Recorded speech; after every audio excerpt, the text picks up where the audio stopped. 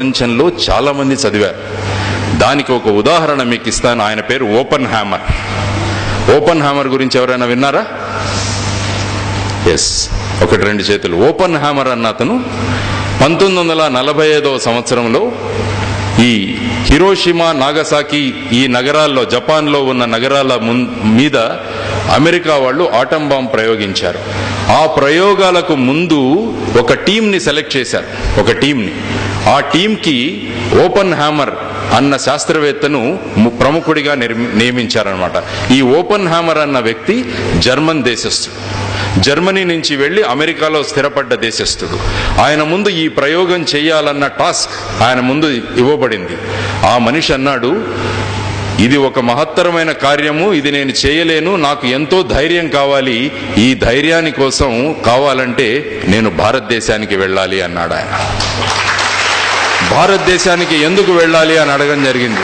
అంటే నేను అక్కడికి వెళ్ళి సంస్కృతం నేర్చుకుని భగవద్గీతను చదివి వస్తాను, అప్పుడే నాలో ఈ ధైర్యం వస్తుంది అనేది అతను ఓపెన్ హ్యామర్ ఇచ్చిన ఉత్తర్వు. కాబట్టి అక్కడి నుంచి అతను సెలవు తీసుకుని భారతదేశానికి వచ్చి 1 సంవత్సర కాలం ఇక్కడ ఉండి సంస్కృతం నేర్చుకుని సంపూర్ణ భగవద్గీతను చదివి మళ్ళా తిరిగి అక్కడికి వెళ్ళి ఈ ప్రయోగాన్ని ఆయన చేశాడు. 1945 జూలై 16వ తారీఖున ఆ మ్యాన్హట్టన్ అనే ప్లేస్లో, దీన్ని ట్రినిటీ అంటారు, దీన్ని మ్యాన్హట్టన్ ఎక్స్పెరిమెంట్ అంటారు. ఆ ట్రినిటీ అన్న ఒక ప్రదేశంలో ఈ ఆటం బాంబ్ ఎక్స్ప్లోషన్ జరిగిందనమాట. అక్కడ ఆ జరిగినప్పుడు అక్కడ ఎంతో కాంతి వచ్చింది. అక్కడ ఆ ప్రయోగం చేస్తున్న కొంతమంది వాళ్ళ నోట మాట రాలేదు, కొంతమంది కింద పడి దొర్లుతున్నారు, కొంతమంది నవ్వుతున్నారు. కానీ అప్పుడు ఓపెన్ హ్యామర్ అన్నాడు, నాకు అక్కడ ఉన్న మహత్తరమైన ఆ కాంతిని చూస్తే నాకు భగవద్గీతలోని 11వ అధ్యాయంలోని 12వ శ్లోకం నాకు గుర్తుకొచ్చింది. దివిసూర్య సహస్రస్య అని ఒక శ్లోకం ఉంది అందులో. అంటే ఆ విశ్వరూప సందర్శనం జరుగుతున్నప్పుడు అర్జునుడు భగవానుని కాంతిని చూసి కోట్ల కొద్దీ ఉన్న సూర్యులన్నా కలిసినా కూడా దానికన్నా ఎక్కువ కాంతి ఇక్కడ వచ్చింది.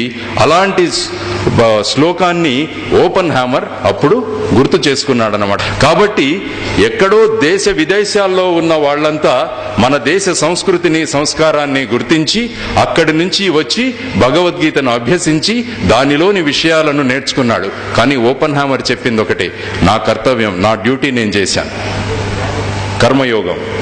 అది తెలుసు నాకు, అది డిస్ట్రక్షన్ క్రియేట్ చేస్తుందని, కానీ అది నాకు ఇవ్వబడిన కర్తవ్యం, ఆ కర్తవ్యాన్ని నేను చేశాను. అదేవిధంగా మీరు ఎన్నో చదివితే ఎంతో మంది మహానుభావులు మన ఈ భగవద్గీతను చదివి దాన్ని ఆచరించిన వాళ్ళు ఉన్నారు. మహాత్మా గాంధీ గారు, ఆయన అప్పుడు అన్నారు, నా తల్లి మరణించిన తర్వాత నేను భగవద్గీతకు దగ్గరయ్యాను అని ఆయన అన్నారు. నేను ఎప్పుడైనా కష్టంలో ఉంటే నేను భగవద్గీతను రెఫర్ చేసేవాడిని. అదే మా గురువు గారు కూడా ఇప్పుడే చెప్పారు, శివరామకృష్ణ గారు కూడా. కాబట్టి ఈ విధంగా భగవద్గీత ఏం చెప్తుందంటే అన్ని జీవరాశులను ప్రేమించు అని చెప్తుంది. మీకు అన్ని జీవరాశుల్ని ప్రేమించు అన్నది మీకు భగవద్గీత